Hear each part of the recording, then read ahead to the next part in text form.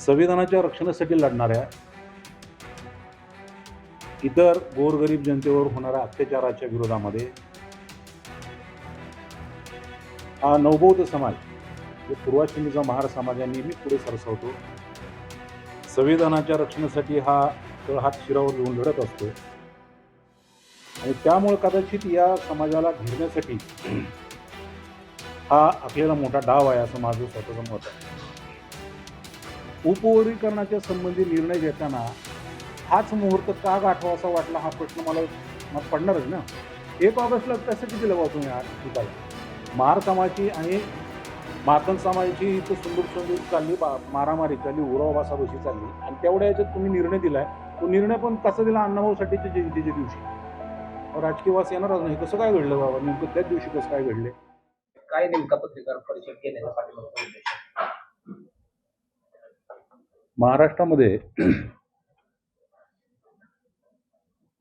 आता आपले जे महाराष्ट्राचे मुख्यमंत्री आहेत देवेंद्रजी फडणवीस यांनी नुकतीच घोषणा केलेली आहे की अनुसूचित जातीचे उपवर्गीकरण लवकरच करण्यात येईल आणि त्याला क्रीमी लेअर सुद्धा लावण्यात येईल अशा पद्धतीची घोषणा त्यांनी केलेली आहे. वास्तविक हे अतिशय अनपेक्षितपणे त्यांनी घोषणा केली होती, कारण हा विषय तसा थंड पक्षामध्ये गेलेला होता आणि त्यांच्या या विधानाने महाराष्ट्रामध्ये थोडी कळबळ झाली आणि अनुसूचित जाती वर्गामध्ये त्याच्या 7 पडसाद क्रियाप्रतिक्रिया उमटू लागलेल्या. माझ्या दृष्टीने उपवर्गीकरण, अनुसूचित जातीचं उपवर्गीकरण ही एक जातीयवादीने राजकीय खेळी आहे आणि हा अतिशय बुद्धिपूर्वक रचला गेलेला कट आहे. संविधानाच्या रक्षणासाठी लढणाऱ्या इतर गोरगरीब जनतेवर होणाऱ्या अत्याचाराच्या विरोधामध्ये हा नवबौद्ध समाज पूर्वाश्रमीचा महार समाज नेहमी पुढे सरसावतो. संविधानाच्या रक्षणासाठी हा तळहात शिरावर घेऊन लढत असतो आणि त्यामुळे कदाचित या समाजाला घेरण्यासाठी हा आपल्याला मोठा डाव आहे असं माझं स्वतःचं मत आहे. आता यामध्ये दुर्दैव असं आहे की आमचा मातंग समाज बांधव याचा हत्यार म्हणून वापर केला जात आहे. मातंग समाज बांधवाच्या विषयी नवबौद्ध समाजाच्या मनामध्ये नेहमी आदर आहे. त्यांच्याविषयी बंधुभाव त्यांच्या मनामध्ये आहे. त्यांच्याविषयी कुठली असूया किंवा तिरस्कार नाही. समदुखी लोक होते. बौद्ध समाज, पूर्वाश्रमीचा महार आणि मातंग हे गावगाड्यामध्ये पिचले गेलेले समदुखी असे बांधव आहे. त्यामुळे त्यांची प्रगती झाली पाहिजे ह्या मताशी मी सहमत आहे. परंतु मातंग समाज बांधवाचा या उपवर्गीकरणासंबंधी जो वापर केला जात आहे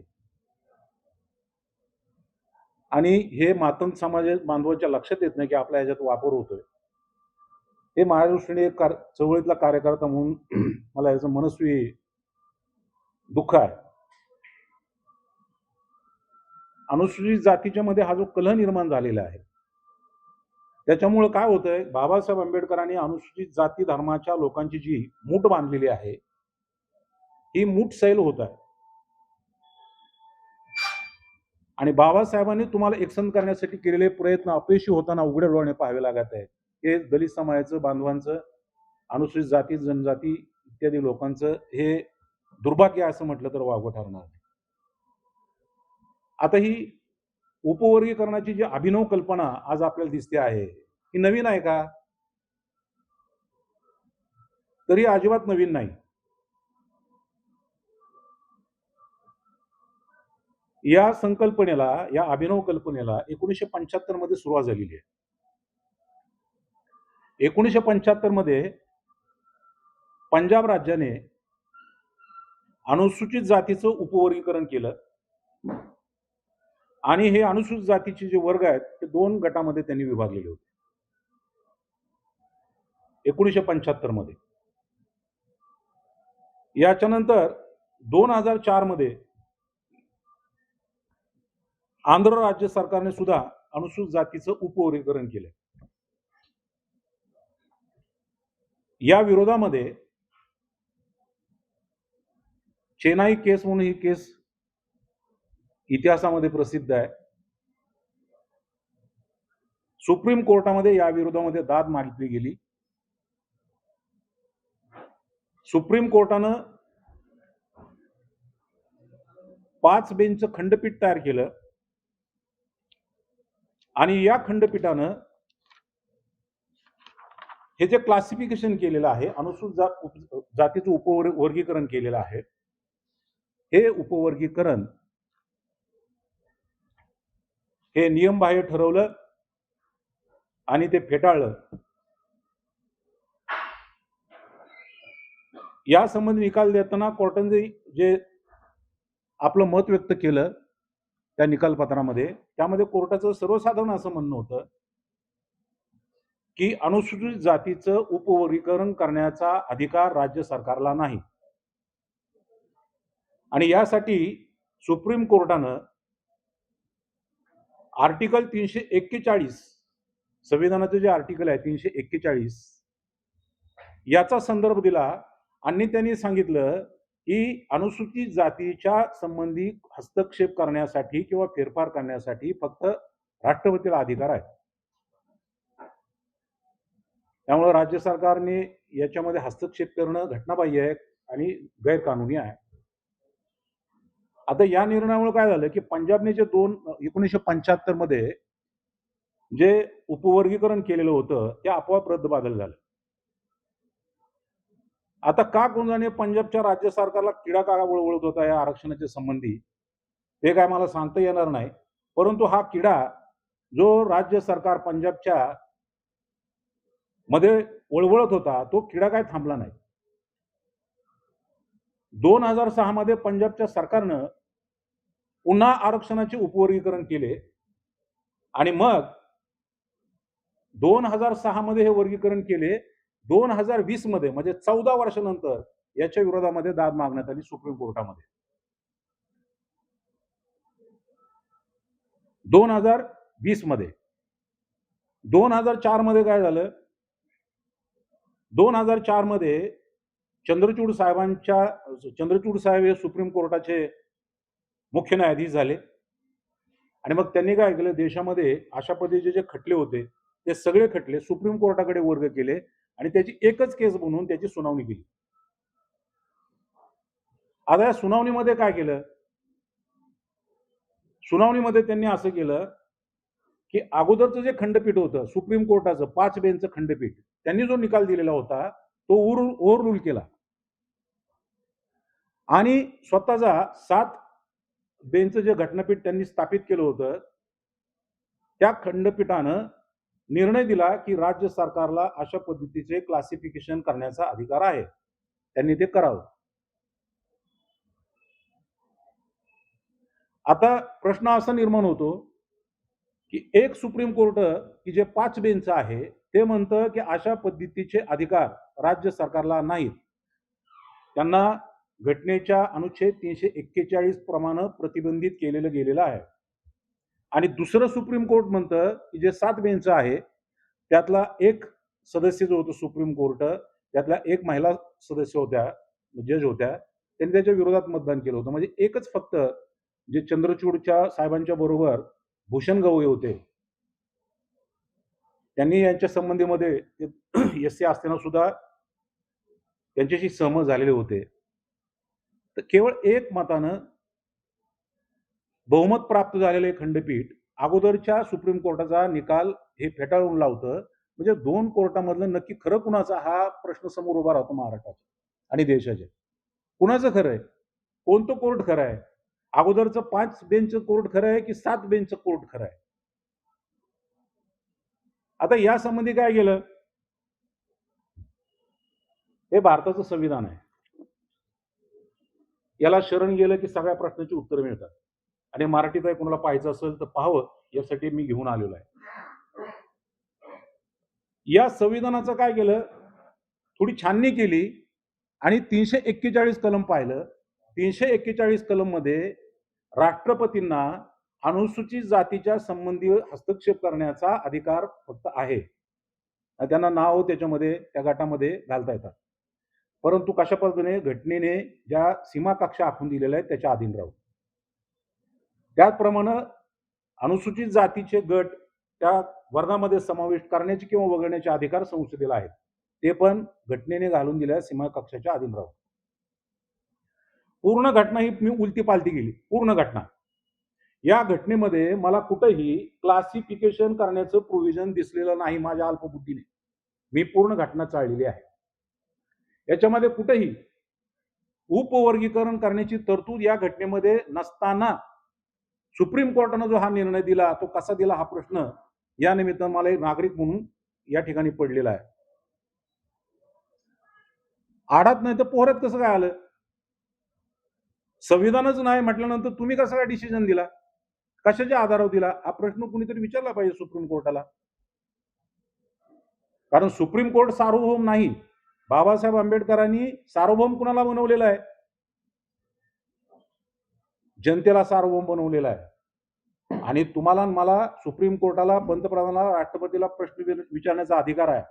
निमित्तानं मला प्रश्न विचारायचा आहे की अशा पद्धतीने घटनेत तरतूद नसताना अधिकार हा निर्णय तुम्ही दिला कसा काय की जो लाखो करोडो लोकांच्या जीवनाशी निगडीत आहे. सुप्रीम कोर्टाचं काम आहे की त्यांनी घटनेचं संरक्षण केलं पाहिजे. परंतु सुप्रीम कोर्टामध्ये संविधानाचा मुद्दा पडत असेल तर हा मोठा दैवर दुर्वेल असं म्हटलं पाहिजे. आणि याच्या संबंधी कुणी जागरूक नाही. मोठमोठ्या घटनातज्ञ आपल्या महाराष्ट्रामध्ये, भारतामध्ये आहेत, पण याच्या संबंधी कुणी चकार शब्द बोलत नाही. लोकांचे उघडपणे हक्क हिरावले जातात, छिनले जात आहेत. लोक याच्यावर बोलत नाहीत, कुणी रस्त्यावर येत नाही, कुणी प्रश्न विचारत नाही. ही अशा अवस्था काय? त्यामुळे मला असं म्हणायचं की सुप्रीम कोर्टानं जो निर्णय दिलेला क्लासिफिकेशनचा, उपवर्गीकरणाचा, हा मूळतः हा निर्णयच घटनाबाह्य आणि बेकायदेशीर आहे. सुप्रीम कोर्टाचा निर्णय जर घटनाबाह्य असेल तर त्याचं अंगीकार, त्याचं ऍक्टिव्हेशन कसं करता येईल आपल्याला? म्हणून माझी संपूर्ण बौद्ध समाजाला, अनुसूचित जाती वर्गातल्या सगळ्या समूहांना आणि जे घटनेवर प्रेम करतात, लोकशाहीवर प्रेम करतात, त्या सर्वांना माझी विनंती आहे या संबंधी सगळ्यांनी सामूहिकरित्या आवाज उठवला पाहिजे. या घटना वारंवार घडल्या नाही पाहिजे. म्हातारी मरोदय पण काळ नाही सुकवला पाहिजे. हे कुठेतरी थांबलं पाहिजे. सुप्रीम कोर्टाचा हा निर्णय घटनाबाह्य आहे आणि हा अल्ट्रा व्हायरस आहे. सुप्रीम कोर्टाला असं करता येणार नाही. सुप्रीम कोर्टावर कोणाला दबाव आहे का तुम्हाला असं वाटतं? केंद्र सरकार दबाव मला असेल? कंटिन्यू करू दे, मग प्रश्नाची उत्तर देतो. या निर्णयाला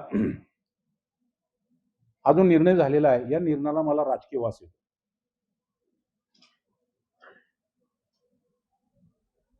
तो कसा की मातंग समाजाचे बांधव सांगतायत की हा आमच्या वाट्याचा हिस्सा महार समाजाच्या लोकांनी घेऊन गेलेले आहेत, त्यामुळे आमची प्रगती खुंटलेली आहे आणि म्हणून आम्हाला आमच्या लोकसंख्येच्या प्रमाणामध्ये आरक्षणाचा कोटा ठरवून दिला पाहिजे.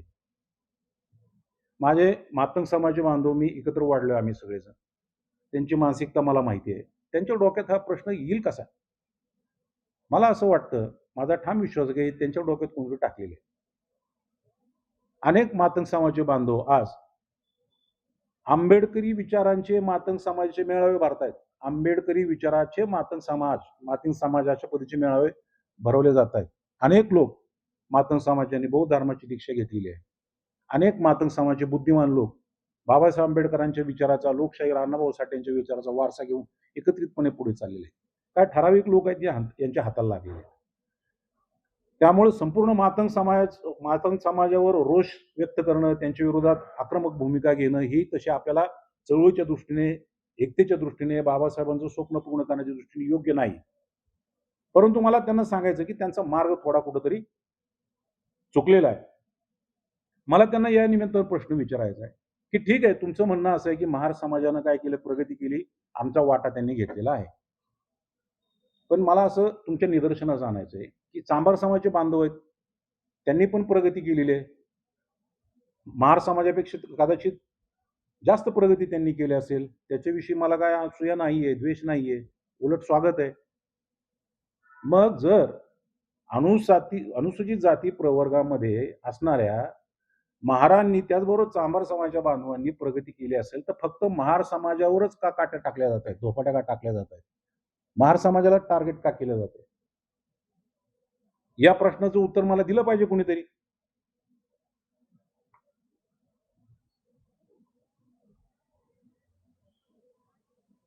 आता दुसरं तुम्हाला एक मुद्दा या ठिकाणी नमूद करायचा आहे. तानाजी या ठिकाणी आहे. सुप्रीम कोर्टाने जो निर्णय दिलेला आहे तो 1 ऑगस्टला दिलेला आहे. 1 ऑगस्ट तारीख होती. 1 ऑगस्ट. 1 ऑगस्टला काय तानाजी? अण्णाभाऊ साठेंची जयंती आहे. 1 ऑगस्ट. सुप्रीम कोर्टाला उपवर्गीकरणाच्या संबंधी निर्णय देताना हाच मुहूर्त का गाठवासा वाटला हा प्रश्न मला पडणारच ना. 1 ऑगस्टलाच कशासाठी दिला बाबा तुम्ही हा निकाल? महार समाजाची आणि मातंग समाजाची इथं सुंदूक चालली, मारामारी चालली, उराव बसाबशी चालली आणि तेवढ्या याच्यात तुम्ही निर्णय दिलाय. तो निर्णय पण कसा दिला? अण्णाभाऊ साठेच्या जयंतीच्या दिवशी. राजकीय वास येणारच नाही. कसं काय घडलं बाबा? नेमकं त्याच दिवशी कसं काय घडले?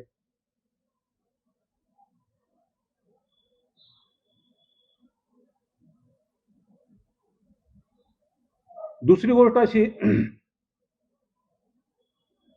की सुप्रीम कोर्टानं हा जो निर्णय दिलेला आहे, मी आधीच सांगितलं की घटनाबाह्य निर्णय, परंतु सुप्रीम कोर्टाने जो निर्णय दिलाय त्या निर्णयाकडे आपण बारकाने बघितलं तर त्या निर्णयामध्ये काय म्हटलं त्यांनी की राज्य सरकारला उपवर्गीकरणाचा अधिकार आहे. उपवर्गीकरण कोणाकोणाचं? अनुसूचित जाती आणि जनजाती या दोघांचं करायचा अधिकार आहे. मग हे जे राज्य सरकार आहे ते फक्त अनुसूचित जातीचं उपवर्गीकरण करण्याच्या मागे का लागलेलं आहे? अनुसूचित जनजातीचं का करत नाही? एकाला एक नाही, दुसऱ्याला एक नाही, असं कशासाठी चाललेलं आहे? अनुसूचित जातीला टार्गेट का बनवलं जात आहे?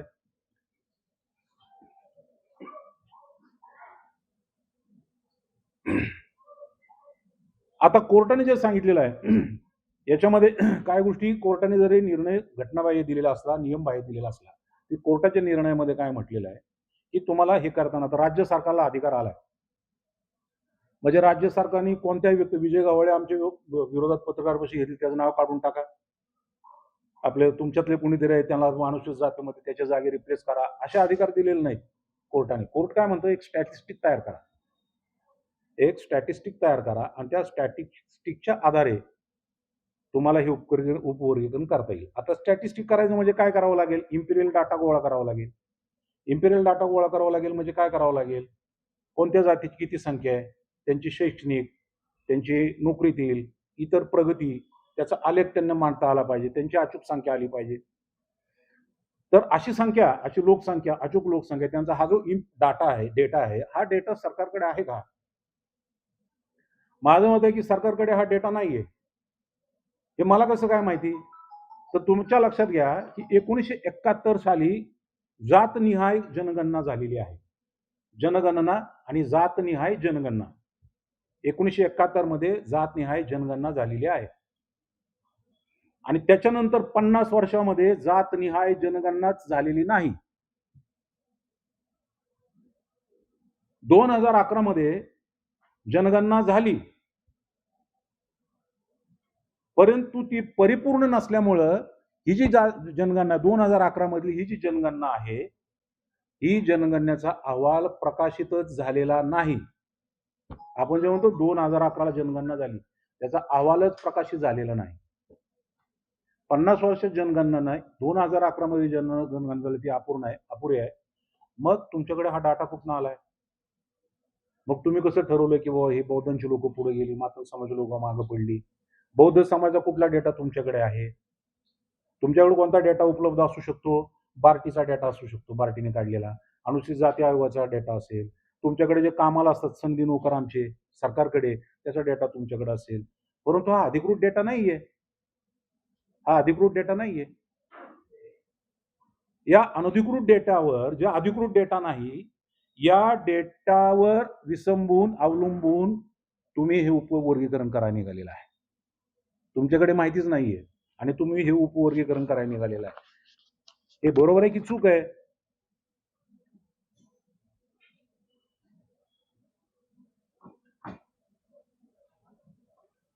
आता यासाठी काय केलं, राज्य सरकारनं अनंत बदर या निवृत्त न्यायाधीशाची नेमणूक केलेली आहे. अनेक समिती निवडली त्यांच्या अध्यक्षतेखाली, एक सदस्यीय समिती अनंत बदर. आता अनंत बदरने काय काम केलंय? अनंत बदरने असं काम केलंय, अनंत वरचा जो न वरचा जो अनुस्वार आहे तो काढायचा आणि ब वर टाकायचा असं काम केलेलं आहे. अनंत बदर न वरचा अनुस्वार काढायचा आणि तो ब वर टाकायचा असं काम त्यांनी केलेलं आहे. ते कुठेही फिरलेलं नाहीत, कुणाच्या मुलाखती घेतलेल्या नाहीत, कुठलाही डेटा गोळा केलेला नाही, कुठं महाराष्ट्रात फिरलेत, एखाद्या बुद्धिमान माणसाशी बोललेत, एखाद्या कार्यकर्त्याशी बोललेत, एखाद्या NGOशी बोललेत, संघटनेशी बोललेत, असं कुठेही प्रकाशित झालेलं नाही, कुठेही छापलेलं नाही. म्हणजे त्याचा एव्हिडन्सच नाही ते महाराष्ट्रात कुठे फिरलं. मग त्यांच्याकडे डेटा कुठला आला? तुम्ही पुरवलेला डेटा त्यांनी दिलेला आहे. हा डेटा विश्वसनीय नाही, अपूर्ण आहे आणि याच्या डेटावर तुम्हाला अशा पद्धतीचं वर्गीकरण करता येणार नाही.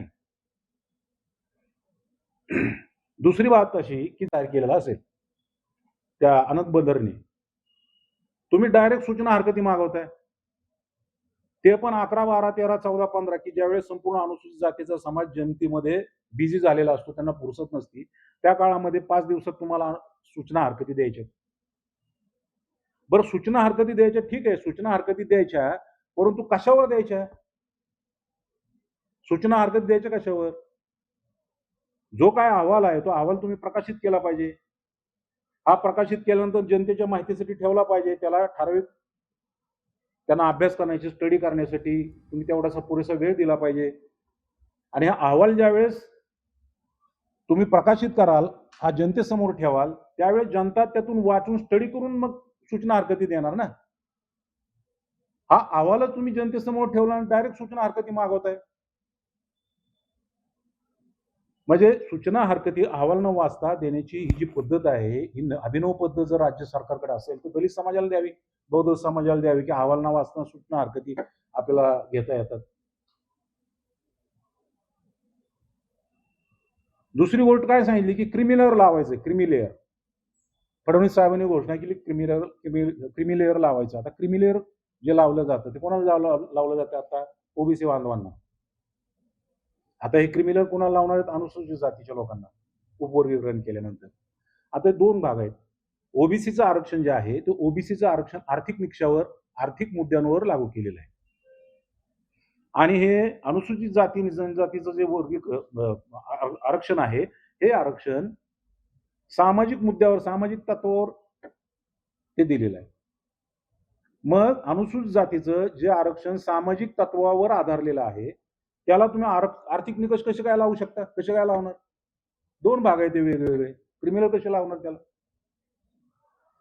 आता आमचे नेते, आमच्या नेत्यांवर टीका करणार नाही मी, पण एक नेते आहेत आमचे राष्ट्रीय नेते, ते म्हणतात की आमचं बाबा अबकड्याला समर्थन आहे पण क्रिमिनलला नाही. आमचे दुसरे नेते आहेत ते म्हणतात अर्ध सत्य ना अर्ध खोट आहे. माझं म्हणणं असं आहे की सुप्रीम कोर्टाचा निर्णय घटनाबाह्य आणि नियमबाह्य आहे, तो अल्ट्रा व्हायरस आहे. त्यामुळे अशा पद्धतीने अशा घटनाबाह्य आदेशावर राज्य सरकारला काम करता येणार नाही. राज्य सरकार ज्या पद्धतीने काम करत आहे, हे काम करत असताना कुठल्याही नियमाच्या अधीन राहून हे काम केलं जात नाही. नियमांना फाटा देऊन काम केलं जातंय. एन प्रकरण कसल्याही परिस्थिती उपवर्गीकरण करायचं आणि बौद्ध समाजाला ठोकून काढायचं, अशा पद्धतीची भूमिका आम्हाला सध्या तरी दिसत आहे. अशा पद्धतीने मुख्यमंत्री साहेबांनी वागू नये. मुख्यमंत्री साहेब हे अतिशय विद्वान आणि बुद्धिमान अशी व्यक्ती आहे. तुम्ही फक्त पक्षाचे मुख्यमंत्री नाही आहात किंवा एका विचारधारेचे मुख्यमंत्री नाही आहात, तुम्ही महाराष्ट्राचे मुख्यमंत्री आहात, तुम्ही आमचे मुख्यमंत्री आहात. त्यामुळे तुम्हाला सर्वांना समान धरून न्याय दिला पाहिजे. आम्ही तुमच्याकडे अतिशय उदार मताने, अतिशय प्रेमाच्या भावनेने तुमच्याकडून अपेक्षा करत आहोत. तर माझी या निमित्तानं सरकारला विनंती आहे, फडणवीस साहेबांना विनंती आहे की अशा पद्धतीचं जे उपवर्गीकरण या महाराष्ट्रामध्ये तुम्ही आणू घातलेलं आहे, हे तात्काळ तुम्ही बंद करण्यात यावं. राज्य सरकारनं उपवर्गीकरण करण्याच्या नादी लागू नये, त्या फांदात पडू नये. अशा पद्धतीने तुम्ही घटनाबाह्य, नियमबाह्य पद्धतीनं जर आमच्या समाजाला निर्दिष्ट नक लावण्याचा प्रयत्न करणार असाल, त्यांना दाबण्याचा प्रयत्न करत असाल, तर हे अनुसूचित जातीचे लोक, बौद्ध समाजाचे लोक हे सहन करणार नाहीत. मातंग समाजाच्या लोकांना सुद्धा माझी कळकळीची विनंती आहे की आज बौद्ध समाज संपेल, उद्या तुम्ही संपलेला असाल, परवा बाकीचे लोक संपलेले असतील, तर या राजकारणाचा बळी तुम्ही पडू नये.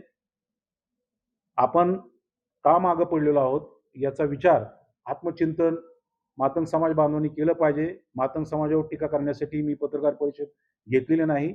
मला या विषयावर समाजात प्रबोधन करण्यासाठी बाहेर पडावं लागणार आहे आणि ज्यावेळेस मी बाहेर पडेन त्यावेळेस ते मला विस्तृत मुद्दे जनतेसमोर मांडता येतील. आता पत्रकार परिषदेच्या दृष्टीने एवढे मुद्दे मला सफिशियंट आहेत, तेवढे समोर यावेत असं मला वाटतं. या निमित्तानं जे बुद्धिजीवी लोक आहेत त्या बुद्धिजीवी लोकांना माझं आव्हान आहे, वकील असतील, डॉक्टर असतील, इंजिनियर असतील, घरात बसून राहू नका. आपल्याला आक्षेप नोंदवायला 30 तारखेपर्यंत वेळ दिलेला आहे.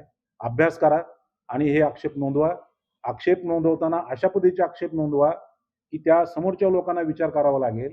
कालपर्यंत आपण लढाई केली ती गुद्द्यांवर लढाई केलेली आहे, परंतु आम्ही भीमाची लेकरं आहोत, बाबासाहेबांची लेकरं आहोत. आम्हाला गुद्द्यावर जसं लढता येतं तसं मुद्द्यावर सुद्धा लढता येतं. हा सांगावा, हा संदेश या निमित्तानं तुम्हाला देता आला पाहिजे. बाबासाहेबांच्या बुद्धिमत्तेला, त्यांच्या कर्तृत्वाला साक्ष मानून हा प्रयत्न तुम्ही निश्चित करा. सर्वांनी अतिशय मोठ्या प्रमाणामध्ये याच्यावर सूचना हरकती द्या आणि सरकारला मी सांगू इच्छितो की हे जे उपवर्गीकरण आहे हे उपवर्गीकरण आपण तात्काळ थांबवावं.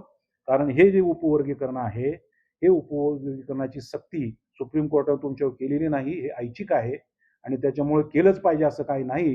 त्याच्यामुळे आमची विनंती आहे की उपवर्गीकरण करून अनुसूचित जातीमध्ये भांडणं लावण्याचं काम करू नये. अनुसूचित जातीचे लोक जे आहेत, अनुसूचित जातीचे लोक एकसंध राहिले तर राष्ट्र सुद्धा एकसंध राहू शकतं. आपण सर्व राष्ट्रभक्त आहोत आणि राष्ट्राच्या दृष्टीने अशी फुटाफूट देशाला परवडणारी नाही. आणि जरी सुद्धा जर अशा पद्धतीनं उपवर्गीकरण करण्याचा प्रयत्न केला तर फार मोठ्या जंगशोभाला सरकारला सामोरं जावं लागेल, असा इशारा या निमित्तानं मी देतो. जय हिंद.